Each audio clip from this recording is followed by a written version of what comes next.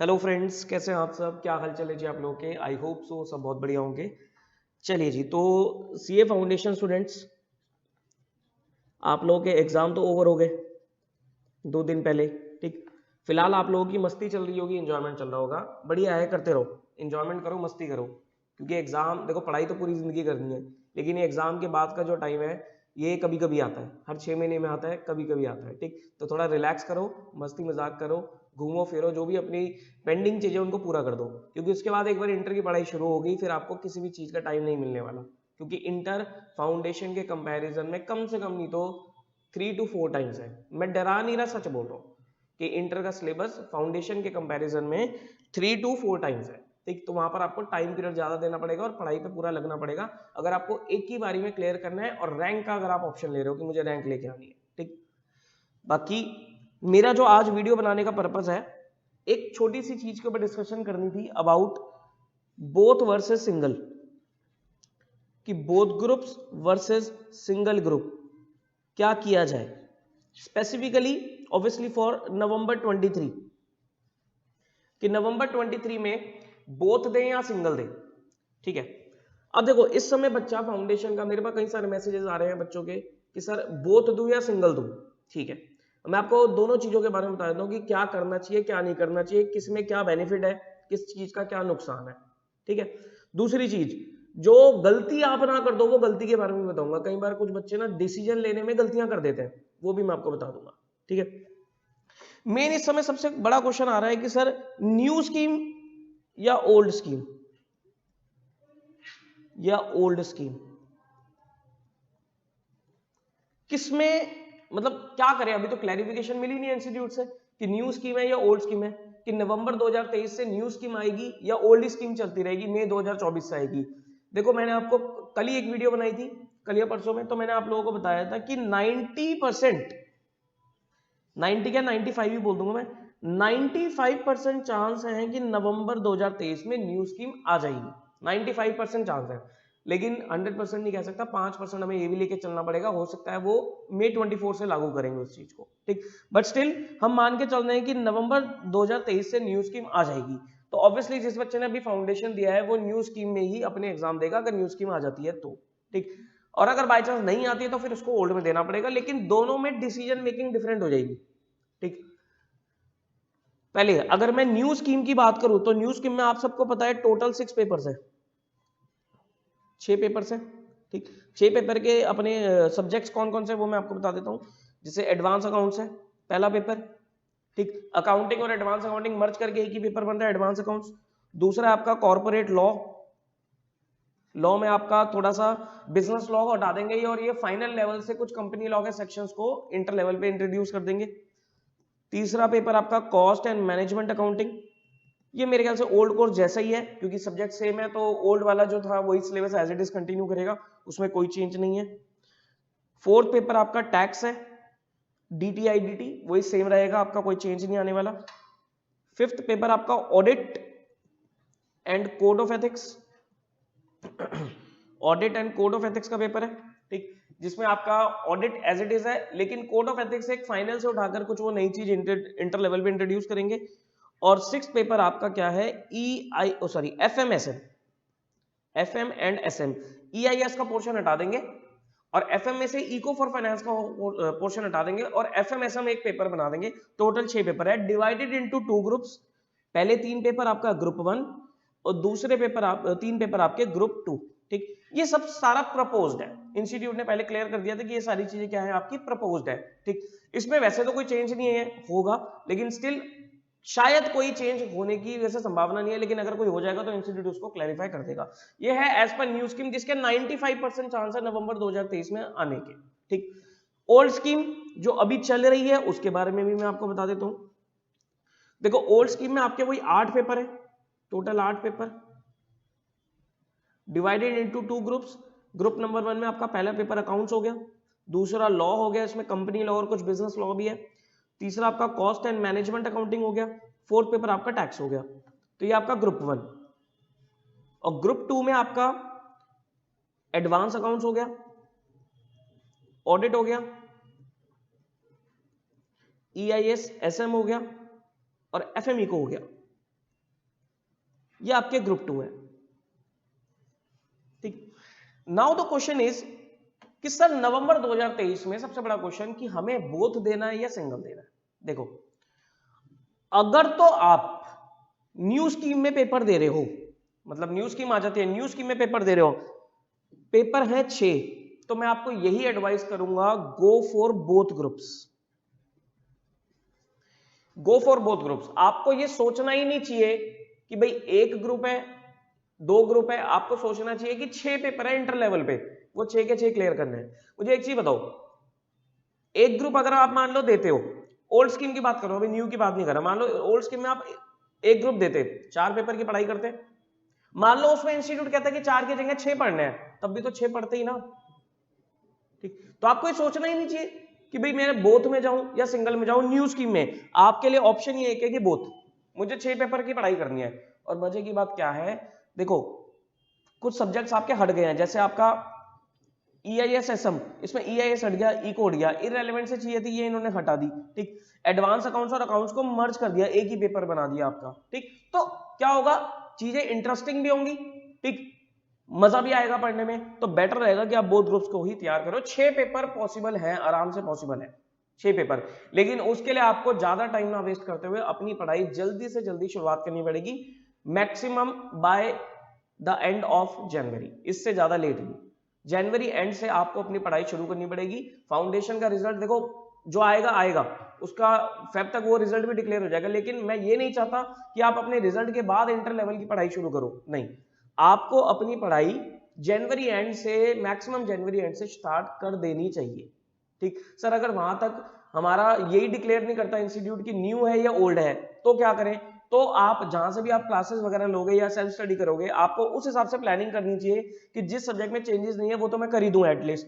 जैसे आपका cost and management accounting है, एज इट इज है, कर लो, स्टार्ट कर लो। लॉ है, लॉ में कंपनी लॉ पहले भी थी, कंपनी लॉ आज भी है। कोई भी टीचर आपको ऐसे नहीं करेगा कंपनी लॉ आपको आगे पीछे से शुरू कराएगा, स्टार्टिंग से ही बेस बनाएगा। ठीक, तो ऑब्वियसली आपका जो भी टीचर होगा वो आपको कंपनी लॉ से स्टार्ट कराने वाला है। अकाउंट्स है, अकाउंट्स और एडवांस अकाउंट्स है, थोड़ा बहुत आइडिया है कि कौन कौन से टॉपिक नहीं हटेंगे, तो ऑब्वियसली जो भी टीचर आपको अकाउंट्स पढ़ाने वाला है वो आपको वही टॉपिक कराएगा जो आपके ओल्ड में भी रहेंगे, न्यू में भी रहेंगे। ठीक है जी। बाकी टैक्स है, पहले भी टैक्स एज इट इज था। ऑडिट, कोड ऑफ एथिक्स है, तो ऑडिट पहले भी था, आज भी है। ठीक, FM में, भाई FM तो आपके पास है ही, SM भी पहले था आपके पास, तो मतलब पढ़ाई आप शुरुआत कर सकते हो, पढ़ाई शुरुआत करने में कोई भी दिक्कत वाली बात नहीं है। ठीक, लेकिन मेन क्वेश्चन क्या है कि पढ़ाई करनी ही पड़ेगी। ऐसा नहीं कि आप सोचो कि भाई मैं नवंबर में दूंगा तो बहुत, लेकिन मैं पढ़ाई करूंगा अपना फेब के एंड में जाकर, धीरे धीरे करके आप क्या करोगे, अपना टाइम खराब कर लोगे। ठीक, जनवरी से अगर आप पढ़ाई शुरू कर देते हो तो आपके पास कितना टाइम है, देखो फेब, मार्च, अप्रैल, मई, जून, जुलाई, अगस्त, सितंबर, अक्टूबर, 9 महीने आपके पास। नवंबर में आपका पेपर होगा। अब तो डेट शीट आपको पता ही है कि भाई नवंबर बिगिनिंग में ही आप लोगों के एग्जाम शुरू हो जाते हैं। ठीक, तो आपके पास 9 महीने हैं, 9 महीने में 6 पेपर बड़ी आराम से तैयार होंगे, बहुत ही आराम से तैयार होंगे। हमारे पास जब भी हम क्लासेस वगैरह शुरू करेंगे, कोशिश करना कि आप वहां से जहां से भी क्लास लो, ऐसी क्लासेस ले लेना कि भाई बोथ ग्रुप्स आपके स्टार्ट में ही, आप स्टार्टिंग से ही आपके क्या होगी, कोचिंग शुरू होगी। ठीक, उस हिसाब से अपनी आप प्लानिंग करके चलना। ठीक, ये तो आ गई अगर न्यू स्कीम है जिसके पूरे पूरे चांस है आने के। अब क्वेश्चन आता है अगर हम ओल्ड स्कीम में बैठे हैं, इंस्टीट्यूट कहता है कि भाई नवंबर 23 में न्यू स्कीम नहीं आ रही, मई 24 में जाकर आएगी, नवंबर 23 में ओल्ड स्कीम के हिसाब से ही आपको पढ़ना है, फिर क्या करना चाहिए। देखो फिर आपके लिए बोथ देना थोड़ा सा बर्डन, ओवर बर्डन हो जाता है। तब मैं एडवाइस करता हूं कि आपको अपने हिसाब से डिसाइड करना है। अगर आप 8 पेपर कर सकते हो कवर तो कर लो, क्योंकि देखो ओल्ड स्कीम में पहला ग्रुप ही थोड़ा हैवी हो जाता है, क्योंकि इसमें जो कॉस्ट और टैक्स है ये थोड़े लेंथी सब्जेक्ट्स है। ठीक, तो इनमें टाइम बहुत ज्यादा बच्चों का कंज्यूम होता है। तो यहां पर मैं बच्चों को एडवाइस करता हूं कि अगर आप 8 पेपर मैनेज कर सकते हो तो आप बोथ के लिए चले जाओ, लेकिन अगेन वही बात है, बोथ के लिए जाना है तो टाइम से शुरू करना पड़ेगा। ठीक, नहीं तो अगर आपको लगता है कि भाई मैं मैनेज नहीं कर पाऊंगा, मेरे लिए बर्डन रहेगा, तो फिर एक एक करके दे लो। ये ओल्ड की बात है जिसके बहुत कम चांसेस है लगने के। ठीक, तो बेटर रहेगा कि आप अपना न्यू स्कीम के हिसाब से बोथ ग्रुप्स की ही तैयारी करके चलो। स्टार्टिंग से ही आप 6 पेपर उठा लो, अपना शेड्यूल इसी तरीके से बनाओ कि मुझे 6 पेपर तैयार करने हैं। अगर आप 6 पेपर एकदम से क्लासेस नहीं स्टार्ट करना चाहते तो 6 में से 4 पेपर तो आपको स्टार्ट कर देने चाहिए, पहले 4 एडवांस अकाउंट्स, लॉ, कॉस्ट और टैक्स। उसके बाद ये ऑडिट और EIS SM है, ये आप थोड़ा सा ये हो सकता है कि भाई आप पहले ये वाले 4 पेपर कवर कर लो, उसके बाद आप इसकी क्लासेस शुरू कर देना, या कहीं से आपको रिकॉर्डेड लेक्चर्स मिलते तो वो रिकॉर्डेड लेक्चर्स ले लेना, क्योंकि ये थ्योरी है तो मैनेज हो जाती है, इतनी कोई दिक्कत वाली बात नहीं है। ठीक, बाकी बेटर रहेगा जहां से भी शुरुआत करो वहां पर आपको कोशिश करो कि 6 पेपर की आपको क्लासेस मिल जाए, 6 नहीं मिलती तो 4 तो मिल ही जाए आपको, लेकिन 3-3 के चक्कर में रहोगे तो मेरे हिसाब से वो थोड़ा सा डिसीजन ठीक नहीं है, क्योंकि 3 पेपर देखो, 4 से आप 3 पे आ रहे हो, पहले 4 पेपर की तैयारी कर रहे थे ओल्ड स्कीम में, अब 3 पे आ जाओगे तो अपने आप को ही आप क्या कह रहे हो, थोड़ा रिलैक्स मोड में लेके आ रहे हो, थोड़ा अपने आप को रिलीव कर रहे हो, ऐसा नहीं करना आपको। ठीक, 4 भी तो पढ़ते थे बच्चे, और पहला ग्रुप तो पहले बच्चे देखो कितना हैवी ग्रुप होता था, कॉस्ट और टैक्स जिसमें आता था, अब मैं आपको कह रहा हूँ 4 की जगह 6 पढ़ने हैं, लेकिन टाइम से शुरुआत आपको करनी पड़ेगी, तो बेटर रहेगा कि न्यू स्कीम में आपको बोथ ग्रुप्स ही देने चाहिए। ठीक, तो ये मेरे हिसाब से आप लोगों की एडवाइस रहनी चाहिए, बाकी जैसा आपको बेटर लगे आप वैसा करो। ठीक, अब क्वेश्चन आता है कि सर किससे पूछे, कहां से एडवाइस लें, बड़ी ये कंफ्यूजन होती है कि सर एडवाइस कहां से लूं, कोई कहता बोथ, कोई कहता सिंगल। ठीक, देखो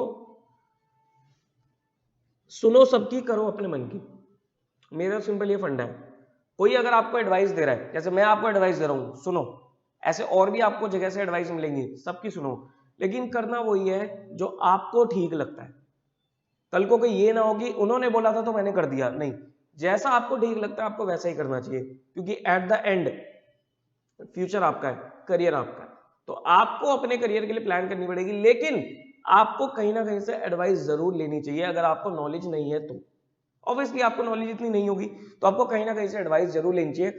मैं तो ये कहता हूं कि भाई एक मेंटोर आपका जरूर होना चाहिए, एक मेंटोर अगर आपका होगा तो आप कहीं पर अगर गलत जा रहे हो और उस मेंटोर से डिस्कस करते हो तो वो आपको सही ट्रैक पर ले आएगा दोबारा। ठीक, तो एक मेंटोर आपका जरूर होना चाहिए, और वो कोई भी हो सकता है, जरूरी नहीं है कि कोई वो आपका टीचर ही हो जिससे आप पढ़ते हो, नहीं, कोई भी हो सकता है, आपका फैमिली मेंबर हो सकते हैं, आपका कोई दोस्त हो सकता है जो आपको अच्छी एडवाइस देता हो, दोस्त खराब एडवाइस भी देते हैं तो अच्छा दोस्त भी हो सकता है। ठीक, तो आपका कोई, आप किसी रिलेशनशिप में हो तो वहां पर आपका बॉयफ्रेंड और गर्लफ्रेंड हो सकती है, लेकिन अच्छी एडवाइस होनी चाहिए। ठीक, तो कोई भी आपका मेंटोर हो सकता है, लेकिन मेंटोर एक ही होना चाहिए। मैं कई बार बच्चों से पूछता हूँ कितने मेंटोर है तुम्हारे, कहते हैं 4 मेंटोर है, मैं कहता 4 मेंटोर कैसे हो सकते हैं, मेंटोर तो हमेशा एक ही होता है, अगर वो कह रहे हैं 4 मेंटोर है तो मेंटोर है ही नहीं इसको फिर कोई, वो सिर्फ टाइम पास हो रहा है। ठीक, तो मेंटोर हमेशा एक ही होता है, लेकिन वो कोई भी हो सकता है, आपका जूनियर भी हो सकता है, क्योंकि मेंटोर वो होता है जिसकी बात आपको समझ में आती है, बात समझ में आई। ठीक है, तो ये आपको डिसाइड करना चाहिए बोथ और सिंगल। अब मैं आपको बता दूं बोथ के फायदे क्या है, बेनिफिट्स ऑफ बोथ ग्रुप। सबसे बड़ा बेनिफिट आता है रैंक। इंस्टीट्यूट की पॉलिसी है कि रैंक उसी बच्चे की आएगी जिसने बोथ ग्रुप्स दिए, तो सबसे पहला बेनिफिट हो गया आपका रैंक, कि रैंक अगर आपको लेके आनी है, टोटल 50 रैंक निकलती हैं। ठीक, एक रैंक पे 2-2 3-3 बच्चे भी होते हैं तो टोटल 50 रैंक निकलती हैं। उन 50 रैंक में अगर आप अपना नाम देखना चाहते हो तो उसके लिए आपको बोथ ही देने पड़ेंगे, तो अगर आपने रैंक का एम रख रखा है तो ऑप्शन ही नहीं है फिर आपको बोथ देने हैं। दूसरा, रैंक अगर आपकी आ जाती है समझ लो आपकी आर्टिकलशिप अच्छी होगी, आर्टिकलशिप अच्छी होगी मतलब बिग फोर्स आपको आराम से पकड़ लेगी, फिर आपको नहीं इधर उधर भागना पड़ेगा आर्टिकलशिप के लिए, अगर आपकी रैंक आती है तो फर्म्स आपके पास खुद आएंगी, बिग 4 टॉप 10 फर्म्स वो आपके पास खुद आएंगी आपको अपने पास अपने यहाँ पर आर्टिकलशिप में ले जाने के लिए। ठीक, तो कोशिश करो आपकी रैंक आए, रैंक आए, बिग 4 मिलेंगी, आपकी बिग 4 मिलेंगी तो जैसे अगर एक बार अगर आप बिग 4 या टॉप 10 में चले गए, समझ लेना आपको क्वालिफाई करने के बाद जॉब के लिए धक्के नहीं खाने पड़ेंगे, स्ट्रगल नहीं करना पड़ेगा, वहीं पर ही आपकी जॉब कंफर्म हो जाएगी। और बिग 4 से अगर आप आर्टिकलशिप करते हो, टॉप 10 से आर्टिकलशिप करते हो और स्टार्टिंग लेवल पे आप वहीं पर ही जॉब करते हो तो आपको स्टार्टिंग में ही अच्छा पैकेज मिलता है, नहीं तो इनिशियली एकदम से कोई नया नया क्वालिफाई निकल के आता है तो वो थोड़ा सा उसको पैकेज जितना वो चाहता है उतना नहीं मिलता। ठीक, तो आपको बिग 4 पहले ही अगर आप आर्टिकलशिप में चले जाते हो तो आप समझ लो आपकी लाइफ बन गई। ठीक, तो ये बेनिफिट हो गया सबसे पहला। दूसरा बेनिफिट अच्छी आर्टिकलशिप। तीसरा बेनिफिट जॉब, जॉब में बहुत फर्क पड़ेगा। मैं तो ये कहता हूं कि हर बच्चे की कोशिश यही रहनी चाहिए कि सीए में एक बार रैंक जरूर है, इंटर में या फाइनल में। ठीक, इंटर में भी आप रैंक ला सकते हो, फाइनल में भी रैंक ला सकते हो, फाउंडेशन पे तो होती ही नहीं है रैंक। ठीक, तो इंटर या फाइनल में आपको पूरी कोशिश करनी चाहिए कि एक लेवल पे रैंक जरूर आए। ठीक, फाइनल में भी आ सकती है, इंटर में भी आ सकती है, लेकिन ये चांस होता है अगर आपने इंटर पे मेहनत कर ली है, इंटर पे रैंक लिया है और आपकी डेडिकेशन है, तो आप फाइनल में भी आराम से रैंक लिया होगे। ठीक, नहीं तो कई बार क्या होता है कि बच्चा इंटर पे रैंक लाता है, उसके बाद वो इतना ओवर कॉन्फिडेंट हो जाता है, फिर वो फाइनल क्लियर भी नहीं कर पाता। तो ओवर कॉन्फिडेंस में नहीं जाना। और कई बार ऐसा होता है बच्चा जो इंटर लेवल पे स्ट्रगल कर करके पास हुआ, लेकिन फाइनल में उसको पता लग गया कि इंटर की क्या दिक्कतें थी, क्या परेशानी थी, फाइनल लेवल में रैंक लेके आता है वो। ठीक, तो एम ये रखो कि मुझे एक लेवल पे रैंक लानी है। फाइनल में रैंक लाना इंटर के कंपैरिजन में थोड़ा टफ होता है। क्यों टफ होता है? क्योंकि कोर्स कंटेंट ज्यादा है, फिर आपकी आर्टिकलशिप चल रही है तो आपको थोड़ा अपना ऑफिस भी मैनेज करना पड़ता है। लेकिन इंटर लेवल पे सिर्फ आपको एक ही चीज करनी होती है, वो है पढ़ाई, और कुछ आपके पास होता ही नहीं है। तो इंटर लेवल पे रैंक लाना इज इजी, और एक बार रैंक आ गई तो समझ लो आपकी आगे की कहानी बहुत अच्छी है, पूरा फ्यूचर ही बहुत अच्छा है। बात समझ में आ रही है? फोर्थ बेनिफिट आपका क्या होता है? सेट ऑफ का बेनिफिट। सेट ऑफ का बेनिफिट मिलता है, ये बहुत इंपॉर्टेंट बेनिफिट है। ठीक, न्यू स्कीम में बताता हूं सेट ऑफ का बेनिफिट क्या होता है। देखो, सेट ऑफ में क्या होता है कि आपको हर एक पेपर में पासिंग क्राइटेरिया आपको पता है कि एवरी पेपर में आपको 40% से अबव मार्क्स चाहिए, 40% या उससे अबव, और ओवरऑल एग्रीगेट जो है आपका 50% से अबव होना चाहिए। अगर आपने बोथ दे दिए साथ में, बोथ दे दिया आपने साथ में, तो आपके 600 में से 300 गिने जाएंगे कि 6 पेपर को मिलाकर 600 में से 300 है या नहीं। फिर आपको सिंगल सिंगल ग्रुप नहीं देखना पड़ेगा। कहने का मतलब क्या है कि ग्रुप 1 में, ग्रुप 2 में भाई 300 नंबर का ग्रुप 1 है, 300 नंबर का ग्रुप 2 है। ठीक है, मान लो ग्रुप 1 में अगर आपके 300 में से लेट से आते हैं, इसको अगर हम पकड़ के चले 120, ठीक, और यहां पर आते हैं 300 में से 180। ठीक, मुझे बताओ अगर आप सिंगल सिंगल देते तो आपके यहां पर आए कितने? 120। ठीक, सिंगल अगर आप देते 120 नंबर आपके आते, मान लो आपके सब सब्जेक्ट में 40 से ऊपर आ गए, कोई दिक्कत नहीं है। ठीक, तो आपका ये ग्रुप क्लियर थोड़ी ना माना जाता। क्यों नहीं माना जाता? क्योंकि 50% तो बना ही नहीं, 300 में से 150 चाहिए थे, 150 आए नहीं, तो फंस गए आप। ठीक, ग्रुप 2 हो जाता क्लियर आपका। ठीक, लेकिन अगर आप दोनों साथ में देते तो दोनों का मिलाकर देखा जाएगा कि 300 आए नहीं आए। फिर आपको इंडिविजुअल ग्रुप में पास 50% लाने की जरूरत नहीं है, फिर आपको ओवरऑल एग्रीगेट करके देखा जाएगा कि दोनों के मिलाकर आपके 600 में से 300 बन रहे हैं नहीं बन रहे, और 600 में से 300 भाई आराम से ला सकते हो। समझ रहे हो मेरी बात? ठीक, तो फिर आपका एग्रीगेट टोटल दोनों को ग्रुप को मिलाकर देखा जाएगा, इसको बोलते हैं सेट ऑफ करना। यानी कि यहां पर जो कमी थी ग्रुप 1 की, वो ग्रुप 2 से आपकी क्या होगी? मैच होगी, सेट ऑफ होगी। ये एक बहुत बड़ा बेनिफिट है, बहुत सारे बच्चों को पता ही नहीं होती है चीज। ठीक, ओके, एक तो ये बेनिफिट हो गया, सेट ऑफ बेनिफिट हो गया, आर्टिकलशिप, जॉब, रैंक, ये सब चीज होगी। एक बहुत बड़ा बेनिफिट है, मान लो अगर मैंने बोथ दे दिए, जीवन क्लियर हो गया मेरा, ग्रुप 2 नहीं हुआ, ग्रुप 2 आपका नहीं हुआ, फिर आपको इतनी टेंशन थोड़ी ना रहेगी, क्योंकि नवंबर 23 तक पढ़ाई तो ऑब्वियसली आपने बोथ ग्रुप्स की करी होगी। ठीक, लेकिन ग्रुप 2 नहीं हुआ, किसी एक पेपर की वजह से आपका ग्रुप 2 नहीं हुआ, तो अगले जो अटेम्प्ट 6 महीने में मई 24 में जवाब देने जाओगे, तो आपके माइंड में ये टेंशन नहीं रहेगी कि मुझे कोई सब्जेक्ट दोबारा उठाना पड़ेगा, नहीं, बस ये आपको रहेगा कि भाई जो सब्जेक्ट में मेरी कमी थी, उस कमियों को दूर करना है। फिर आपके दिमाग में ये टेंशन नहीं रहेगी मुझे इसकी क्लास लगानी है, ये सब्जेक्ट बिल्कुल स्क्रैच से उठाना है, नहीं, सिर्फ ये रहेगा कि भाई हाँ, मान लो कोई भी ऑडिट के पेपर में आपको दिक्कत आई, तो आपको देखना पड़ेगा ऑडिट में कहाँ कमी थी, रिटन प्रैक्टिस में कमी थी, या मैंने ठीक से ज्यादा पढ़ा नहीं सब्जेक्ट वो, तो सिर्फ उस चीज पर आपको वर्क करना है, और फिर मैं बता रहा हूं डेफिनेटली आपका अगले अटेम्प्ट में क्लियर हो ही जाएगा। समझो मेरी बात? ठीक, एक और पॉइंट है, मान लो ग्रुप 2 में आपका कोई पेपर एग्जाम्प्ट हो गया, ग्रुप 1 पूरा क्लियर कर दिया आपने, और ग्रुप 2 में आपका लेट से कोई भी पेपर उठाते हैं FMSM, ये आपका क्या हो गया? एग्जाम्प्ट हो गया। और अच्छी बात है, एग्जाम्प्ट हो गया, तो फिर आपको पता है मई 24 में 2 ही पेपर तो देने हैं, टैक्स का पेपर देना है और ऑडिट का पेपर देना है। 6 महीने में क्या 2 पेपर नहीं तैयार होंगे? तैयार होंगे, बहुत अच्छे से तैयार होंगे। बात समझ में आ रही है?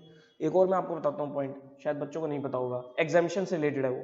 मान लो आपके 300 में से, ग्रुप 2 की बात कर रहा हूं, ग्रुप 1 आपका क्लियर हो गया, ग्रुप 2 300 में से लेट से टैक्स में आए आपके 45, ठीक, ऑडिट में रह गए 35, लेकिन एफएमएसए में आ गए आपके 65। इसका मतलब क्या हुआ, आपका ये ग्रुप पूरा क्लियर तो हुआ नहीं। क्यों नहीं हुआ, क्योंकि ऑडिट की वजह से आपको दिक्कत आई, लेकिन ये पेपर आपका क्या हो गया, एग्जाम्प्ट हो गया। ये क्या हो गया आपका, एग्जाम्प्ट हो गया। अब 300 में से 65 माइनस कर दो, कितने बचे, 300 में से अगर आप 65 माइनस करते हो तो बचे कितने, 235। 300 में से, सॉरी 300 नहीं, 150 में से 300 का 50% कितना हुआ आपका, 150। तो 150 तो आपको स्कोर चाहिए। 150 में से 65 माइनस करो, 150 में से 65 माइनस करो, कितना बचा, 85। तो यानी कि आपको दो पेपर में मिलाकर कितना स्कोर चाहिए, सिर्फ 85 ही चाहिए। अब दो पेपर में 85 नहीं आएंगे क्या, एक ही पेपर में आ जाते हैं 85, तो दो में तो आराम से आ जाएंगे। नहीं समझे, देखो 300 में से आपको भाई एग्री 50% तो चाहिए, तो क्योंकि आप ग्रुप 2 दोगे अगले अटेम्प्ट में, तो आपको 150 का स्कोर चाहिए। 150 में से 65 वाला पेपर आपका एग्जाम्प्ट है, तो बैलेंस कितना बचा, 85। तो ये 85 अब आपको दो ही पेपर में मिलाकर चाहिए, और बर्डन हल्का हो गया। तो ये कुछ छोटे छोटे बेनिफिट्स है जो बच्चा एनालाइज नहीं कर पाता कि बोथ ग्रुप्स के क्या बेनिफिट है, ठीक। तो बेटर रहेगा बोथ ग्रुप्स दो।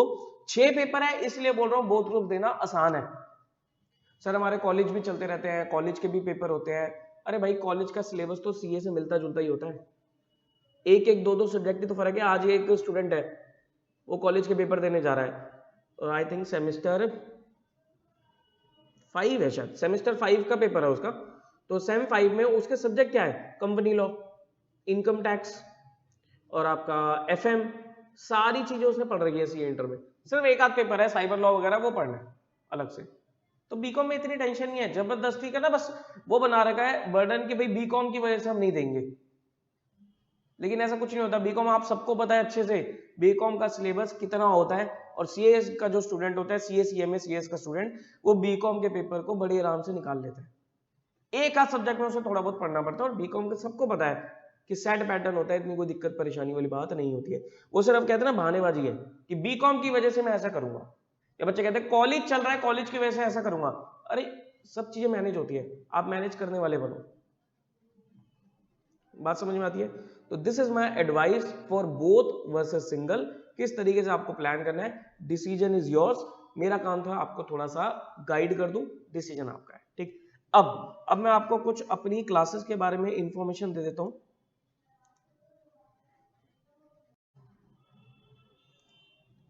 ये देखो जी, हम सीए इंटर ग्रुप 1 नवंबर 23 एग्जामिनेशन के लिए बैच स्टार्ट कर रहे हैं।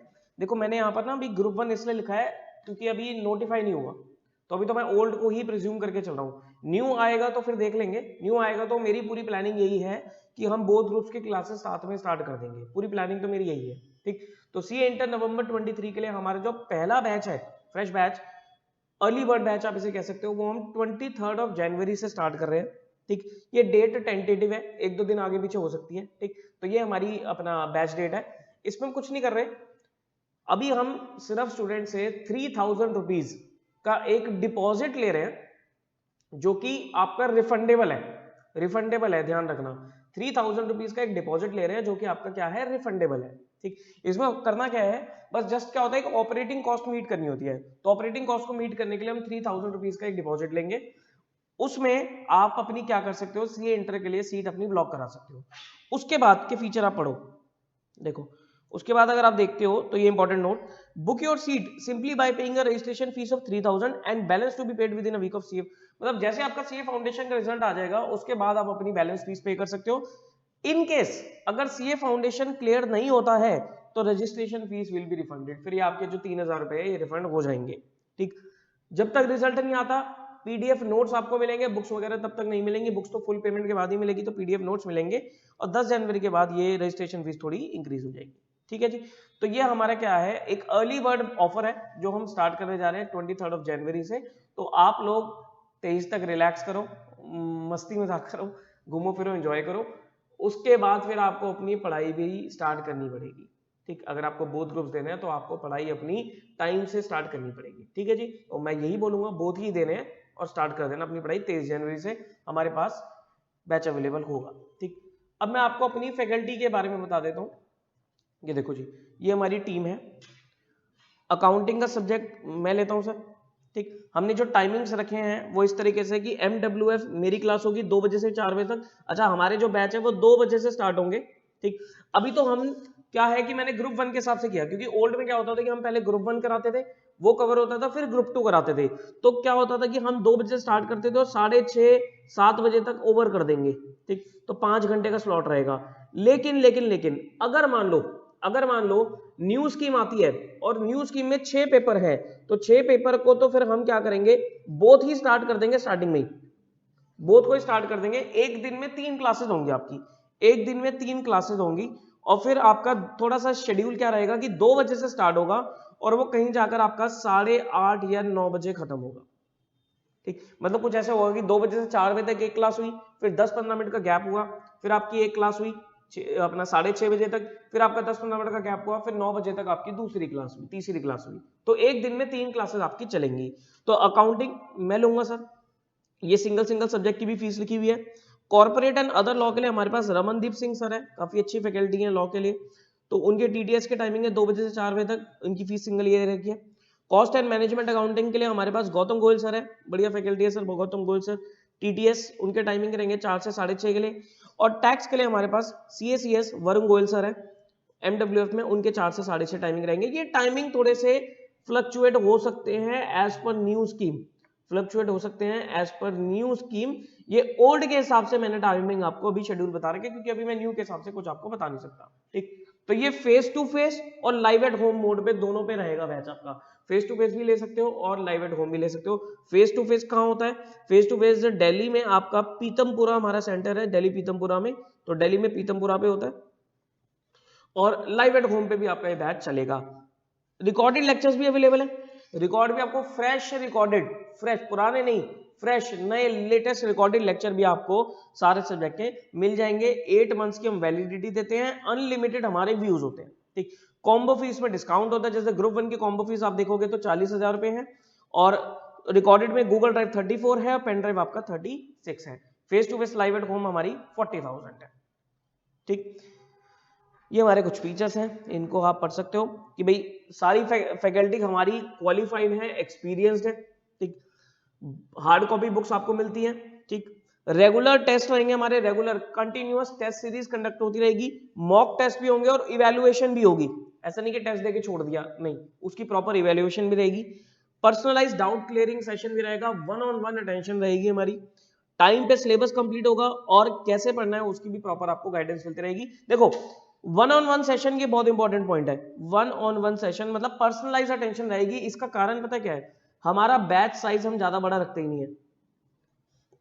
मैंने यही प्लानिंग करी है कि मैं एक बैच में मैक्सिमम टू मैक्सिमम 40 स्टूडेंट्स रखूंगा। एक बैच में 40 बच्चा रहेगा, 40 से ऊपर बच्चा हम लेते ही नहीं है। जहां 40 से ऊपर जाएगा वहां हम दूसरा बैच अनाउंस कर देंगे, ठीक। तो 40 स्टूडेंट्स की हमारी लिमिट है, 40 से ऊपर हमारे पास स्टूडेंट्स होंगे ही नहीं, हम रखते ही नहीं है। तो 40 स्टूडेंट्स की हमारे पास लिमिट रहती है, और 40 में हम क्या करते हैं सर, 1-on-1 अटेंशन हमारा हो पाता है। हमारे पास ये नहीं है कि भाई 200 बच्चों का, 250 300 बच्चों का बैच है, उसमें 1-on-1 अटेंशन हो ही नहीं पाती है। फीस भी पूरी लगती है, अटेंशन नहीं होती, बच्चा कोने में बैठ के सो रहा है, ठीक। तो वो चीज हमारे यहाँ नहीं होगी। छोटा बैच होगा, स्मॉल साइज बैच होगा, प्रॉपर अटेंशन रहेगी, जितनी अटेंशन अच्छी रहेगी उतना आपके क्लियर होने के चांसेस बढ़ जाएंगे, अच्छे से क्लियर होने के चांसेस हमारे बढ़ जाएंगे, ठीक है जी। तो ये सब कुछ गाइडेंस है हमारी तरफ से, मेरी तरफ से, जो मैं आपको देना चाहता था। दोबारा मैं आपको बता रहा हूं कि भाई न्यू होगा तो न्यू के हिसाब से शेड्यूल बनेगा, न्यू अगर नहीं होता, ओल्ड चलता है तो ओल्ड के हिसाब से शेड्यूल बनेगा। जस्ट आपको क्या करना है, जस्ट आपको एक रजिस्ट्रेशन करा लेना है अपना, अभी रजिस्ट्रेशन आप करा लो बाय पेइंग ₹3,000, और आप अपनी CA इंटर की क्लासेस को स्टार्ट कर सकते हो। CA इंटर की क्लासेस को आप अपना स्टार्ट कर सकते हो बाय पेइंग 3,000।